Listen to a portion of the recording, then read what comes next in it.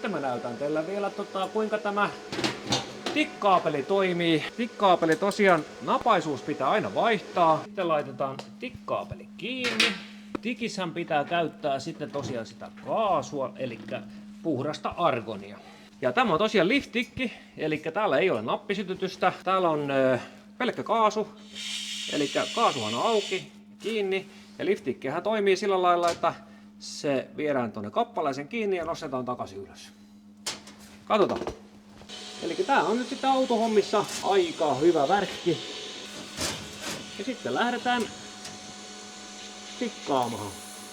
Mä en käytä lisäainetta, mä sulatan vain 2 rautaa yhteen täällä. Ja toki, että jos on vähemmän virtaa, niin se on helpompi hallita.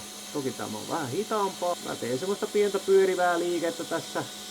Katon, että koska raudat sulaa yhteen ja siirryn eteenpäin. Tikissähän on tosiaan se, että pitää muistaa aina, että ei sammuta sitä kaasua, jos lopettaa niin heti, vaan antaa vähän pikkusen tulla kaasun pihalle, että se jäähdyttää sitä elektrodia. Niin se helpottaa seuraavan kerran sitten taas sitä pitsauksen alkamista. Näin. Nyt ollaan hetken aikaa jäähdytetty. Sauma on sitten tällainen. Kyllähän siinä vähän reunahaavaa on, mutta koska ei käytetty nyt sitten lisälankaa, niin se on tällä kertaa tämmönen.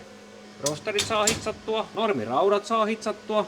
Alumiinia tällä ei pysty hitsaa, koska tämä on ihan pelkkä PC, tämä ei ole AC, eli ei ole vaihtovirtaa. Kiitos!